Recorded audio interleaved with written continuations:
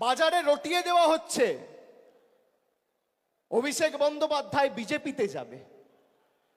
আরে আমার গলা কেটে দিলে কাটা গলা থেকে মমতা ব্যানার্জি জিন্দাবাদ বেরোবে। আমি বেঈমান নই। বাজারে ছড়িয়ে দেওয়া হচ্ছে নতুন দল আসছে, বিজেপির হাতে কলকে আর তামাক খেয়ে কয়েকটা সংবাদ মাধ্যম আর দু চারটে সাংবাদিক এই কাজটা করছে। আমি তাদের নাম করে এই সবার পরিবেশ নষ্ট করব না। আর খবরে যা দেখবেন, আমি আপনাকে বলছি 100তে 100টাই মিথ্যে। কোনো খবরের কথায় বিশ্বাস করবেন না। কালকে খবরে দেখানো হয়েছে অভিষেক বন্দ্যোপাধ্যায়ের বিরুদ্ধে ইডি চার্জশিট দিয়েছে, সিবিআই চার্জশিট দিয়েছে। 28 পাতার চার্জশিট, 2 জায়গায় খালি আমার নামটা লিখেছে।